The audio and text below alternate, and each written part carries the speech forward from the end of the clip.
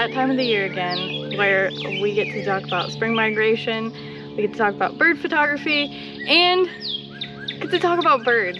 I love birds, and this is what all this Advice Sunday is all about. If you want more details about bird photography after all of this, comment below, let me know what you want to see more of on this subject. I am more than happy to make a bigger video of this.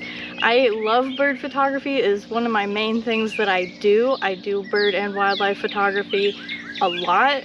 If you've followed me. If you haven't followed me, all of that is in the description below. Go hit like on my Facebook page, go follow me on Instagram, follow this YouTube channel. Make sure you like and subscribe to this YouTube channel. We talk about a lot of different photography that mainly is the outdoors. Now, I will never probably talk about cityscape. I might talk about portraits because I do that on occasion, but today is all about the birds. And I was hoping to get this done last week, but it kind of all disappeared off of my SD card. So that was a very sad time. I did the trail photography kind of on a whim for last week, but I am very excited to do this as well. Now, I have to say, I really want to go for the beginner birders and the beginner bird photographers, just because sometimes I know when you get into bird photography, it is very frustrating.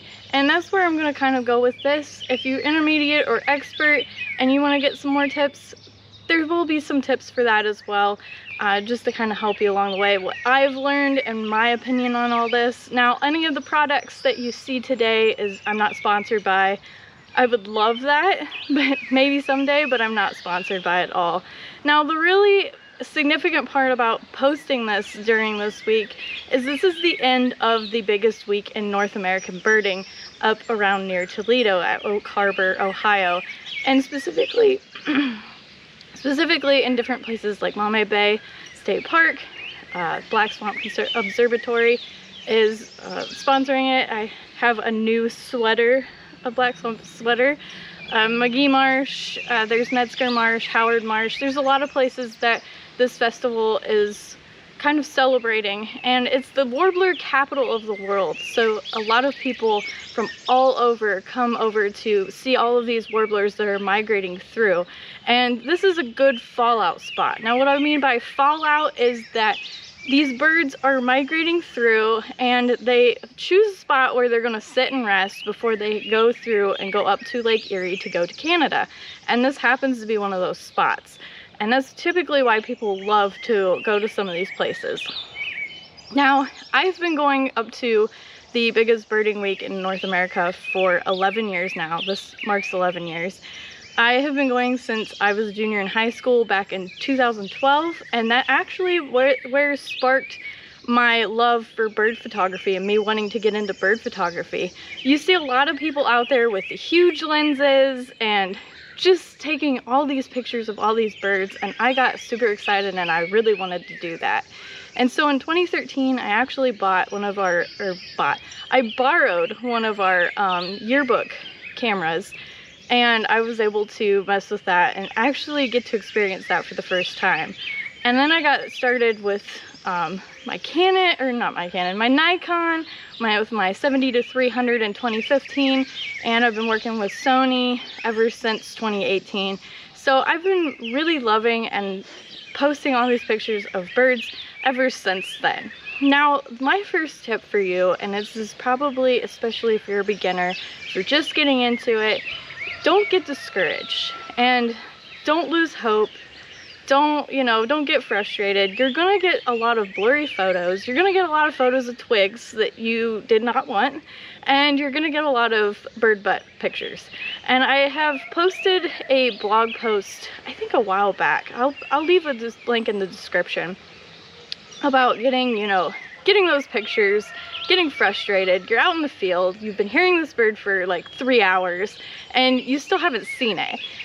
that's okay. Sometimes that's gonna happen. I've had that happen to me a lot. It's especially with like the hooded warbler, where they are very shy birds, and sometimes it's just one of those things where you kind of have to hit it at the right time. So don't get discouraged. There's going to be days in the field where you're not going to get that great of pictures. There's going to be days in the field, like when I went to Senni Wildlife Refuge up in Michigan, where I got the best loon pictures and probably the best pictures of a bird that I have ever taken in my entire photography career. And those days are gonna happen. Those days are, you know, you're gonna have meh days as well. Now the second one, doing your research is one of the key things to birding and bird photography, I feel like, as a whole. You want to know your birds before you go out in the field. Now, you don't necessarily need to know bird songs. It is handy to learn your bird songs, bird calls. I have my certain ones that I know off the top of my head that I'm like, yes, that's that bird. I know exactly who that is. You just know what you're looking at by sight. Now, some warblers, and since we are talking about the capital warbler of the world, some warblers are kind of tricky to identify, and so there's little details if you look at them that is going to help you identify those birds in the long run. So kind of get to know your birds. It's kind of nice. There's going to be some birds that absolutely suck to identify. I do not like shorebirds because of that reason. I love shorebirds. I love all birds, but I just hate identifying shorebirds. I just can never do it. Now, when I say look for guides that will help you out in the field, there are different guides, whether you want a hard copy guide or a app for that, because there is an app for that.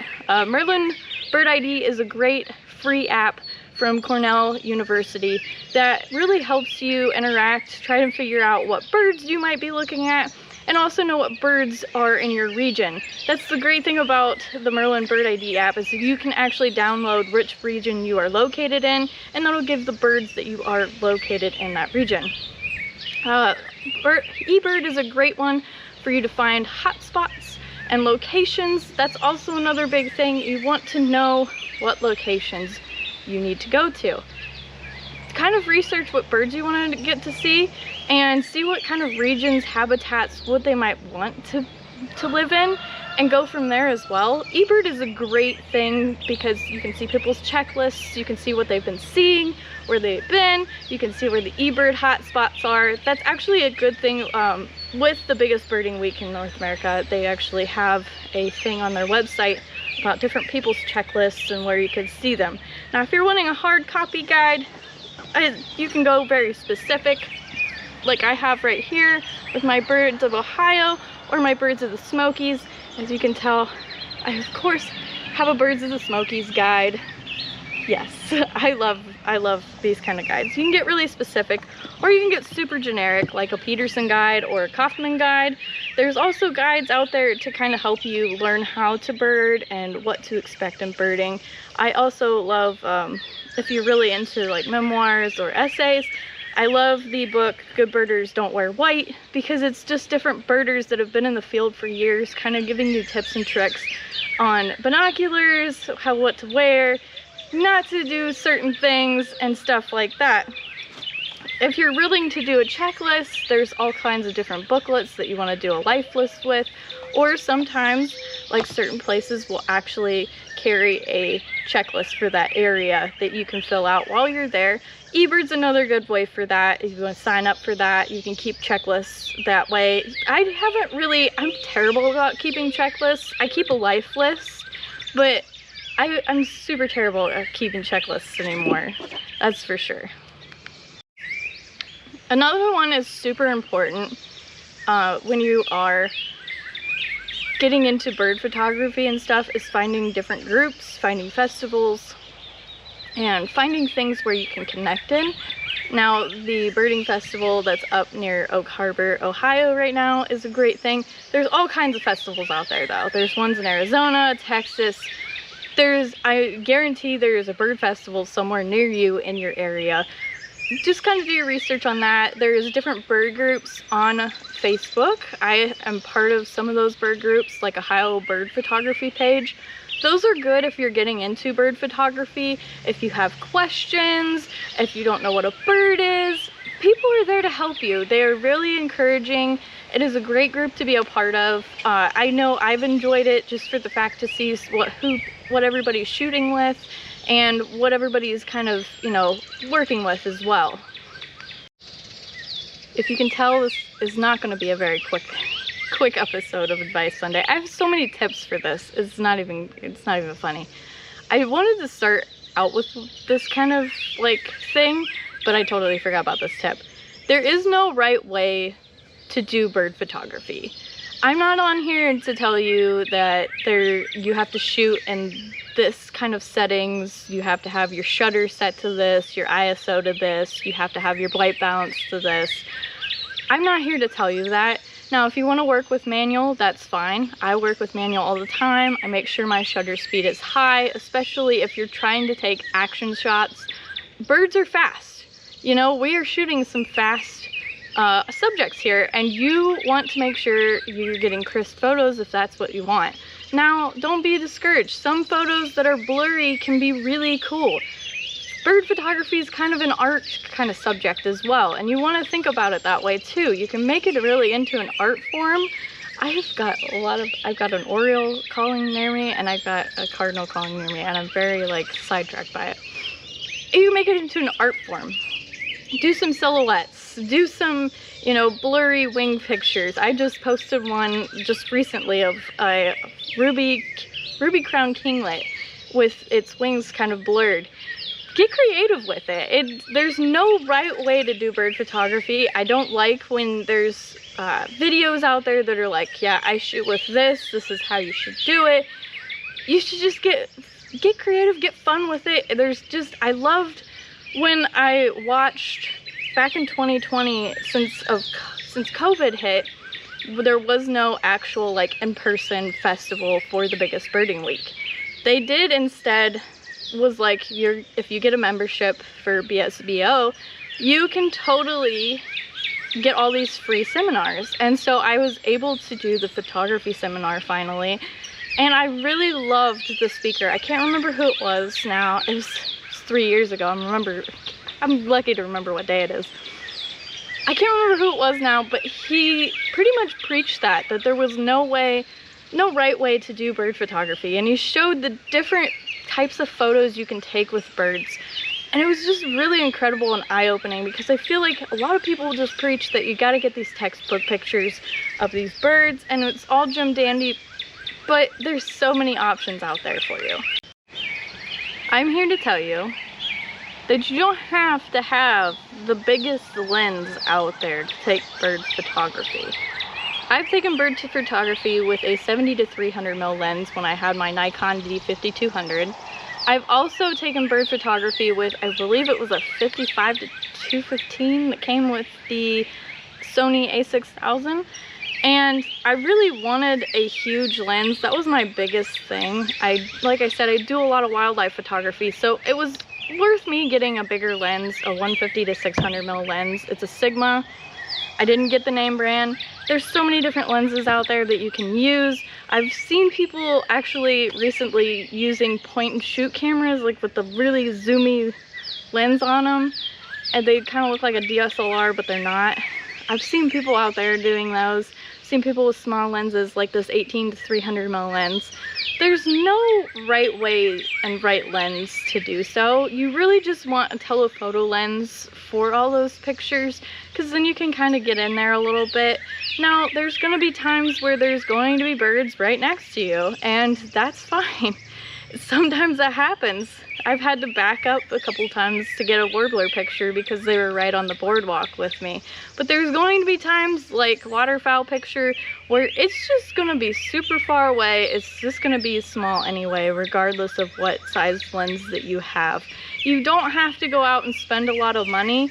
A lot of these are very inexpensive, maybe a couple $100s. I really hope that got that, because that Oriole's right there and it just flew past.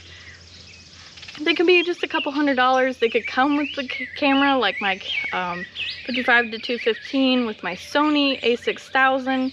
It came with the camera, and so did my 70-300 with the Nikon as well. It came with the camera. So you don't have to go out and buy the most expensive lenses. I've seen people with the small telephoto lens, and I've seen them get just as great photos, and I have too, have gotten just as great photos with something that small as well. So don't have to break the bank to go take bird photos. So my last tip for the day, and it's really when you're in different groups and even by yourself really, is to learn birding etiquette. There is a certain birding etiquette, just like if you're on the trails and you're hiking, there's certain hiking etiquette. Don't be playing songs on your phone during migration season / mating season. The birds during mating season are very territorial right now. If you started playing songs on their phone, they think there's another male in their territory and they get frustrated, they get angry, and it kind of stresses them, it really stresses them out. Not kind of, it just really stresses them out, and we don't need that by any means. Make sure you're being respectful to nests that you may find or birds in general. Make sure you're at a safe distance. Now, like if you're going to somewhere like the boardwalk at McGee Marsh, it's kind of hard to be not close to them. That's just how it is, you know, and you're gonna have, you know, birds getting close to you every so often. It's just the trick of the trade. It's not like it's gonna come after you. Now don't be going up to near like a raptor or black vulture or anything, and you know, don't be picking up birds, obviously. Don't pick up the birds. But make sure you're, you know, if you want to learn how to fish, you can. That's a good way to call in birds at a safely. There's no rhyme or reason as to what you wear when you go birding. There's no like code or anything for that. But be mindful with people too. If you are in a crowd or in a group, if you're in front of the group and you see the bird, kind of go on back so people in the back can see that bird. I had a couple of people that was with the big cameras and the huge lenses, like bigger than mine, that would just stand right in front and was not being very respectful. And I just don't like it when people do that. I like it when, you know, and if you are with a group or in a group, or there's other people around you birding and they might need new birders, or they might just want to know what's going on, there's going to be a lot of people that are going to ask you, what bird are you looking at? What birds have you seen? Kind of be friendly and helpful and let them know, you know, what you have seen, maybe what you're looking at, kind of direct them in the right direction as to what you might be looking at as well. And just kind of be just courteous in a way. I've met a lot of people on the boardwalk, and I've met a lot of people off of the boardwalk and in person and other places where they were just kind of not courteous and they weren't very nice. So just make sure you are learning the right birding etiquette. There's a lot of stuff out there about different birding etiquette that really helps you be mindful in the field and be very courteous in the field. Now, as I said before, if you want a more detailed version of the bird photography, or if you want a birder's kind of guide, I can do that as well, where it's more towards the bird watching aspects, different binoculars, scopes, stuff like that I use. Now, there is one thing that I did forget, and that is my harness. I have kind of preached this on the board, is you just wear it like a shirt. But it's been very nice to use a binoculars harness instead of a regular strap. There's straps out there that are meant to have the big shoulder pad where it helps with the weight of the lens if you're buying a bigger lens.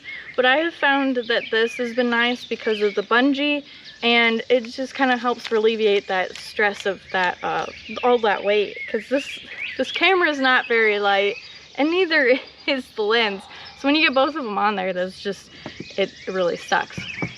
So like I said, if you want a more detailed birder's guide or more detailed bird photography guide, let me know in the comments below. I'm more than happy to make a more kind of detailed what I use, some of my, you know, gear, how I carry my gear out in the field, maybe where I go typically, or just stuff like that. Just give me an idea if that's what you're wanting more of. I am hoping to do a wildlife photography guide as well, because some of that can be a little different, especially with some of the stuff that I take pictures of, as well as a nature photography guide. So kind of like and subscribe down there, and yeah, have fun, get out and go birding. It has been phenomenal in between rain spurts in Ohio to go birding, and we'll see you in the next one.